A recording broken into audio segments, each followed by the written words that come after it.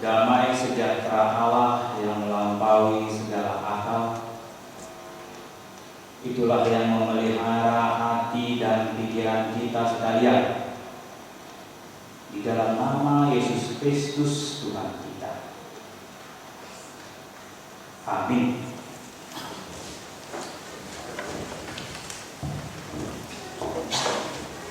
Selamat Paskah.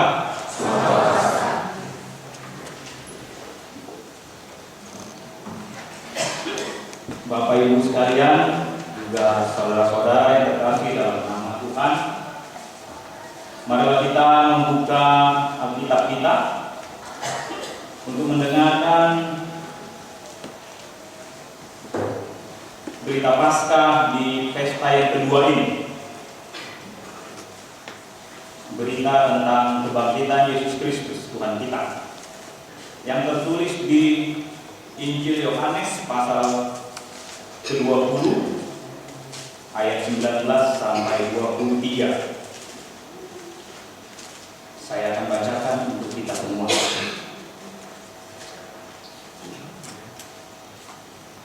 Ketika hari sudah malam pada hari pertama minggu itu, berkumpulan murid-murid Yesus di suatu tempat dengan pintu-pintu yang terkunci karena mereka takut kepada orang-orang Yahudi. Pada waktu itu datanglah Yesus dan berdiri di tengah-tengah mereka dan berkata, "Damai sejahtera bagi kamu." Dan sesudah berkata demikian, ia menunjukkan tangannya dan lambungnya kepada mereka. Murid-murid itu bersukacita ketika mereka melihat Tuhan. Maka kata Yesus sekali lagi, "Damai sejahtera bagi kamu. Sama seperti Bapa mengutus aku, demikian juga sekarang aku mengutus kamu." Dan sesudah berkata demikian, ia mengembusi mereka dan berkata, "Terimalah Roh Kudus. Jikalau kamu mengampuni dosa orang, dosanya diampuni. Dan jikalau kamu menyatakan dosa orang tetap ada, dosanya tetap ada." Demikianlah firman Tuhan. Bapak Ibu saudara-saudara sekalian, kalau kita ibaratkan peristiwa penyaliban sampai pada kebangkitan itu dengan suatu drama, kira-kira peristiwa ini terdiri dari 3 babak drama. Kalau kita ibaratkan film, mungkin yang lebih mewakili itu film India kali ya, yang anak buahnya kalah dulu, hancur lebur, kemudian entah dari mana kekuatannya datang, bangkit menjadi pemenang dan happy ending. Saya tidak pernah melihat ada film India yang sad ending. Biasanya pasti happy ending. Babak pertama itu boleh dikatakan mulai pada jamuan makan terakhir sampai pada penyaliban. Itulah babak pertama dari drama ini. Babak pertama ini begitu mencekam, begitu luar biasa menakutkan, yang efeknya itu membuat murid inti dan banyak lagi murid-murid yang lain sekitarnya itu kocar-kacir dan takut dan hancur lebur perasaan. Itu dimulai dari jamuan makan terakhir, di mana Yesus mengumpulkan murid-muridnya, dan kalau Yohanes melaporkan bahkan membasuh kaki murid-murid. Suasana sudah agak mencekam di situ, karena Yesus bilang salah satu dari kalian akan mengkhianati aku. Wah, rame-rame mereka bilang, "Ya pasti bukan saya Tuhan, bukan saya Ibu." Sudah agak mencekam. Kemudian Yesus mengajak berdoa di tempat di mana dia biasanya mungkin berdoa, di Taman Getsemani, dan disitulah dia ditangkap. Ini pun drama yang cukup mencekam, karena murid-murid yang tadinya tidur-tiduran tiba-tiba melihat ada pasukan datang menangkap Yesus, dan salah satu dari antara mereka itu adalah si pengkhianat itu, si Yudas. Dan Yesus itu dibawa, kemudian diadili dengan tidak adil, dan akhirnya disalibkan.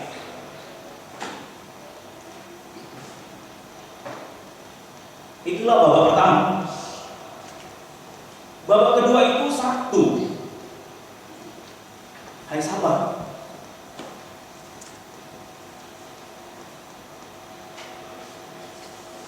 Jarang sekali yang mengingat saudara-saudara sekalian disinggung apa yang terjadi di hari Sabtu ini. Kira-kira apa yang terjadi di hari Sabtu setelah penyaliban?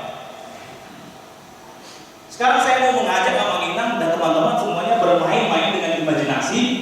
Kalau kita ini salah satu dari murid-murid itu, atau dari pengikut-pengikut di ring kedua, ring ketiga, dan seterusnya. Kalau kita katakan bahwa ke-12 murid itu orang-orang ring satunya. Kira-kira pada hari Sabtu itu kita ini lagi ngapain? Kira-kira pada hari Sabtu itu apa yang terjadi dengan kita? Makanya Sabtu itu disebut Sabtu Sunyi. Pernahkah kita bayangkan apa yang dirasakan oleh murid-murid mulai dari peristiwa yang sangat traumatik di hari Jumat, penyaliban, sampai pada hari Sabtu, sampai pada awal hari Minggu, kebangkitan, hari pertama di minggu itu katanya Injil melaporkan.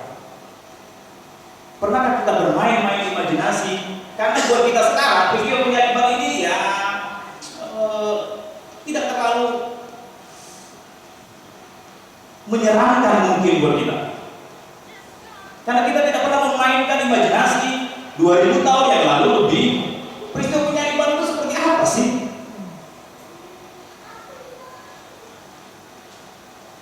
Biasanya di Jumat Agung kita diingatkan dengan Via Dolorosa itu, peristiwa penyaliban diawali dengan Via Dolorosa dan sebagainya. Ibu-ibu datang di hari Jumat Agung pakai baju hitam dan sesekali menangis, ada yang menangis biasanya. Ketika itu dibacakan, nggak tahu menangis Tuhan Yesus atau menangis utang semakin banyak dan lain sebagainya, nggak tahu. Tapi biasanya kita memaknainya sedemikian rupa di hari Jumat Agung, kemudian pulang Sabtu santai-santai dan Minggu cari telur. Tetapi coba kita mainkan imajinasi, kira-kira Maria ibu Yesus mulai dari Jumat itu sampai pada Sabtu, gimana sih perasaan seorang ibu melihat anaknya yang tidak pernah macam-macam, melihat anaknya yang dia tahu baik, tidak pernah ganggu anak bodoh orang, tidak pakai narkoba, tidak pernah bikin ribut di kampungnya, tiba-tiba disalibkan. Ibu-ibu sedang membayangkan itu, sedangkan anak ibu-ibu salah saja anak ibu-ibu bela kan? Mati-matian bela, pakai pengacara lah, anak saya ini. Kemudian bayangkan perempuan-perempuan lain itu, ada Maria Magdalena dan teman-teman yang lain yang begitu mengagumi si guru, tapi si guru harus disalibkan. Yang pada ketika itu penyaliban itu sangat-sangat begitu hinanya. Itu tempat di mana orang dipermalukan. Sementara mereka sudah terlanjur berharap, oh inilah Mesias itu yang akan membebaskan kami dari penjajahan ini, yang akan memulihkan kerajaan Israel sebagaimana ketika dipimpin oleh Daud. Tiba-tiba si guru itu disalibkan. Kira-kira apa yang terjadi dengan Petrus, si penyangkal itu pada hari Sabtu? Pernah kita bayangkan?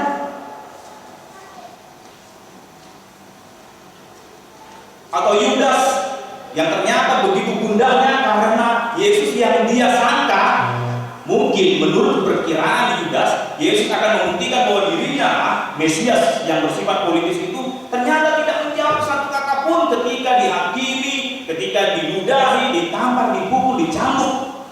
Yudas begitu merasa bersalah sehingga tidak mampu lagi memaafkan dirinya sendiri dan akhirnya bunuh diri.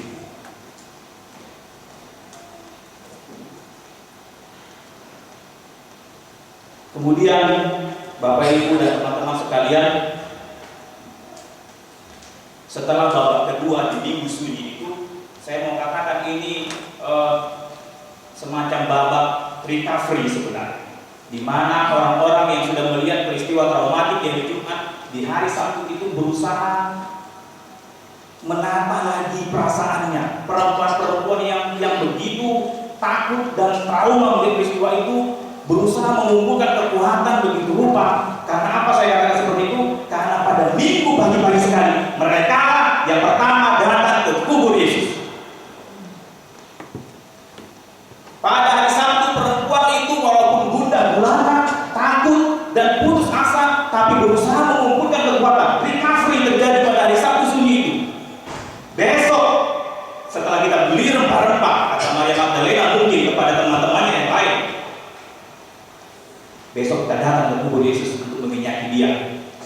biasanya dilakukan oleh orang-orang di sana. Murid-murid yang lain gimana ini pada minggu pagi itu? Sehingga perempuan-perempuan itu yang datang pagi-pagi sekali untuk mengurapi dan menyakiti Yesus. Ini yang laki-laki mana?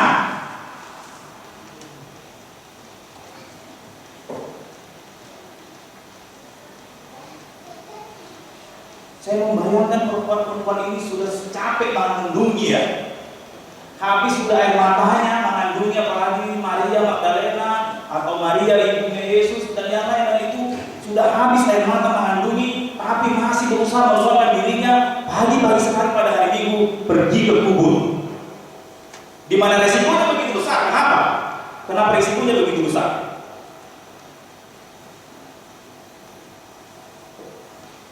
Mari kita lihat Yohanes 20 ini. Ketika hari sudah malam pada hari pertama minggu itu, berkumpulan murid-murid Yesus di suatu tempat dengan pintu-pintu yang terkunci, karena mereka takut kepada orang-orang Yahudi. Ada beberapa tafsiran kenapa mereka pergi pagi-pagi sekali ketika hari masih gelap. Mungkin supaya tidak dilihat orang. Karena apa? Karena mereka masih kejar-kejar. Dan amal-amal saudara-saudara perhatikan, ini sudah minggu malam, bukan minggu pagi lagi, minggu malam. Mereka berkumpul di satu tempat yang pintu-pintunya terkunci. Karena apa? Karena mereka takut kepada orang-orang Yahudi, bukan kepada orang-orang Romawi. Bukan. Kepada orang-orang Yahudi. Pertanyaannya, apakah murid-murid Yesus orang Yahudi? Iya. Lalu kenapa mereka takut kepada orang-orang Yahudi?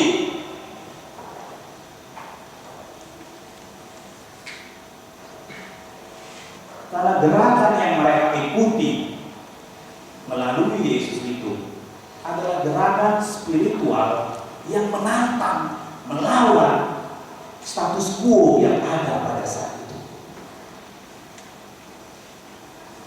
Meskipun berusaha dihubung-hubungkan oleh para imam besar, ini bersifat politis penyaliban Yesus, tetapi buktinya para penguasa-penguasa Romawi tidak menganggap ini peristiwa politis. Saya tidak menemukan kesalahan apapun pada orang ini, kata Pilatus. Karena memang motivasinya bukan politis, tetapi status quo keagamaan Yahudi yang diwakili oleh para imam-imam besar terancam oleh gerakan Yesus yang semakin besar, semakin besar, semakin besar. Makanya mereka takut kepada orang-orang Yahudi. Saya bayangkan, Amalina sedang membayangkan juga teman-teman di minggu malam itu, nggak tahu lah di mana mereka ini lagi ngumpul, entah di rumah siapa, entah menyewa tempat atau di rumah salah satu dari mereka, pintunya dikunci sedemikian rupa. Saya membayangkan juga teman-teman kita di daerah konflik. Ketika membaca ini, saya membayangkan teman-teman kita beberapa tahun lalu mungkin di Poso, di Sampit dan sebagainya. Ketika konflik keagamaan terjadi, di mana orang-orang menutup sedemikian rupa pintu rumahnya karena takut dibunuh oleh yang kemarin itu adalah tetangganya.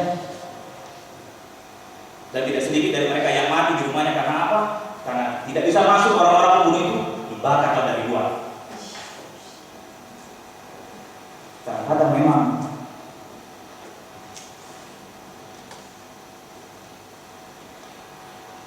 orang-orang di sekitar kita itu bisa berubah menjadi begitu kejam.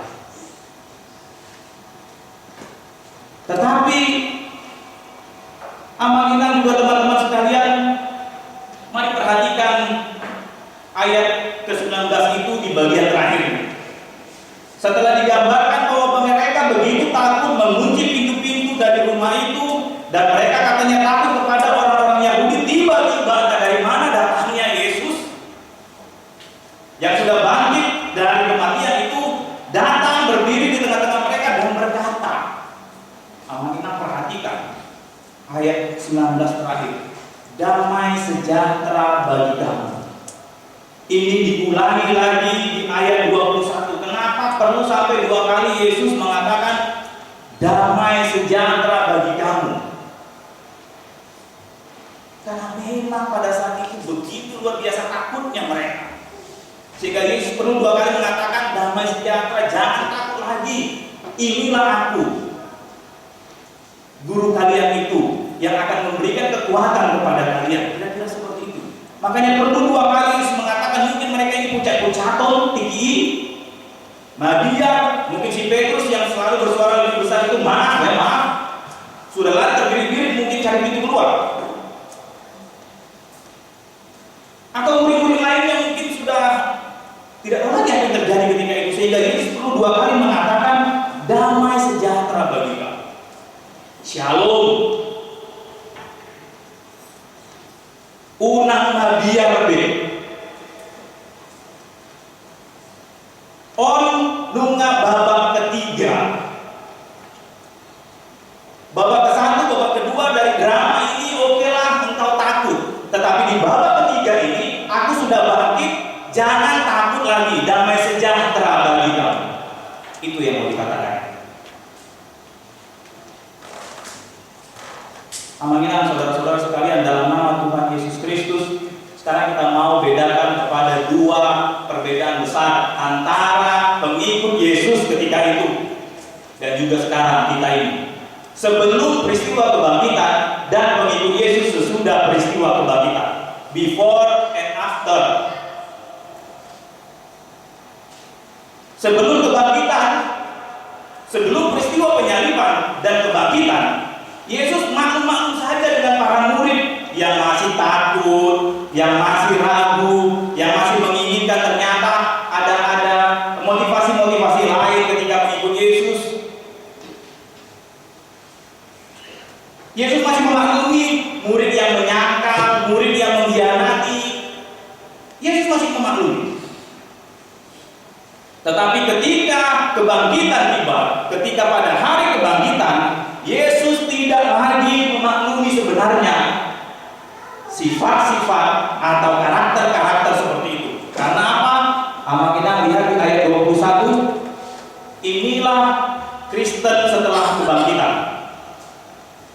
Damai sejahtera bagi kamu, sama seperti Bapa mengutus aku, demikian juga sekarang aku mengutus kamu. Artinya apa?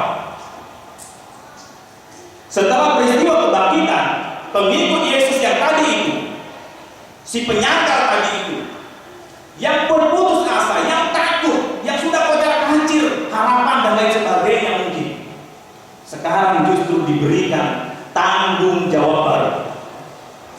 Sebagaimana atau sama seperti Bapa mengutus aku, demikian juga sekarang aku mengutus kamu. Setelah peristiwa kebangkitan, kalian bukan lagi Kristen bubur,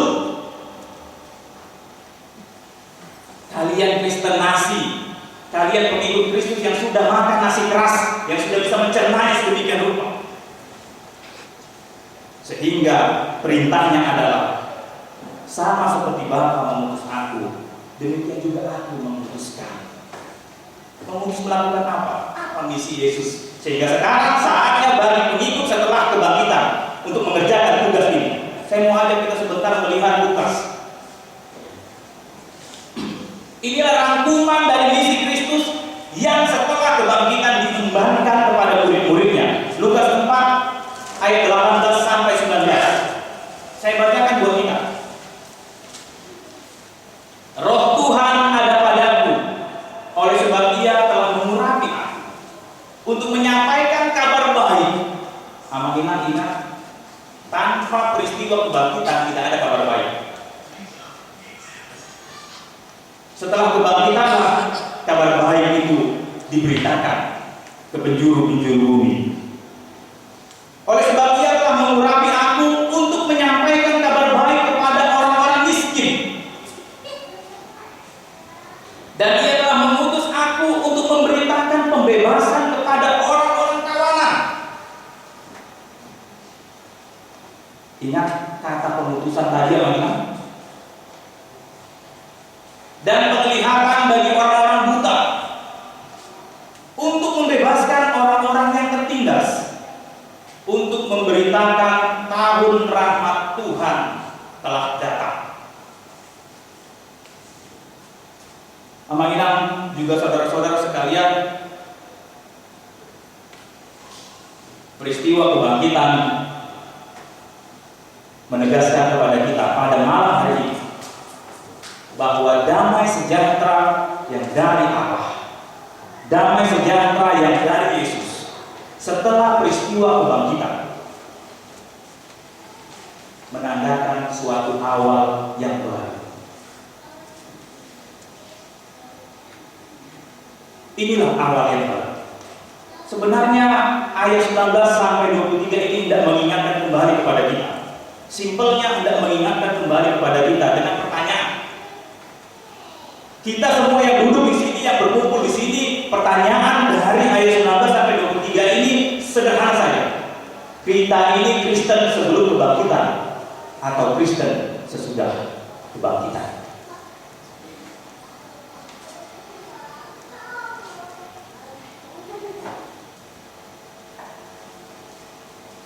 Sebelum kebangkitan, silakan lihat bagaimana sikap atau karakter para murid yang diwakili mungkin oleh Petrus, Yudas, Thomas yang tidak percaya katanya sebelum melihat Yesus sendiri dengan mencocokkan tangannya dan lain sebagainya. Tetapi setelah kebangkitan kita diberikan tanggung jawab, kita diputus untuk menyampaikan kabar baik ini kepada semua orang, kepada segala ciptaan, sesuai dengan tugas panggilan kita masing-masing. Sekarang pertanyaannya, silakan jawab di dalam hati kita masing-masing, karena kita ini Kristen sebelum kebangkitan atau Kristen sesudah kebangkitan. Amin. Kita berdoa.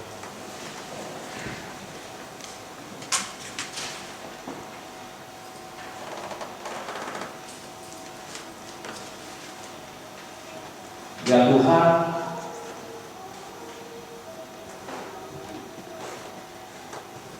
Allah yang kami sembah, Allah yang kami kenal,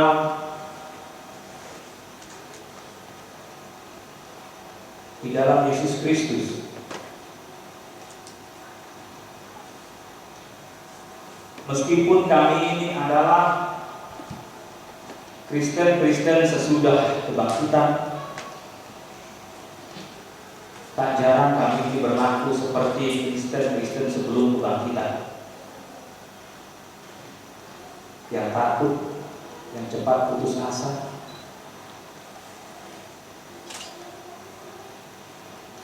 yang terkadang mengkhianati Engkau, yang masih saja melukai hatimu. Tetapi peristiwa pada malam hari ini yang kami baca menegaskan kepada kami bahwa damai sejahtera yang dari-Mu Tuhan sudah tinggal di dalam kami, sudah tinggal di tengah-tengah kami, di keluarga kami, di lingkungan kami, di gereja kami, sehingga tanggung jawab kami sekarang adalah tanggung jawab Kristen sesudah kebangkitan.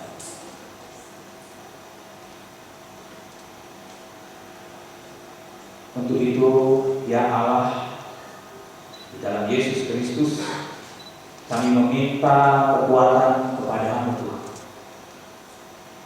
untuk bisa mengemban tanggung jawab sebagai seorang Kristen sesudah kebangkitan ini, agar kabar baik ini bisa kami sampaikan kapanpun, dimanapun kami melakukan tugas-tugas panggilan kami sehari-hari. Dan biarlah melalui persekutuan kami di HKBP Serpong, damai sejahtera Tuhan, kabar baik Tuhan semakin terberitakan ke penjuru-penjuru. Di dalam kerendahan hati kami Tuhan, di dalam keberdosaan kami mengingat cinta kasih-Mu melalui salib. Dan kami minta Roh Kudus menguatkan kami untuk melangkah dengan pasti, dengan berani, dengan tegak kepala, dengan pengharapan bahwa Tuhan tidak pernah meninggalkan kami. Terima doa kami yang kami serukan hanya di dalam satu nama, Yesus Kristus yang telah mati dan bangkit bagi kami. Amin.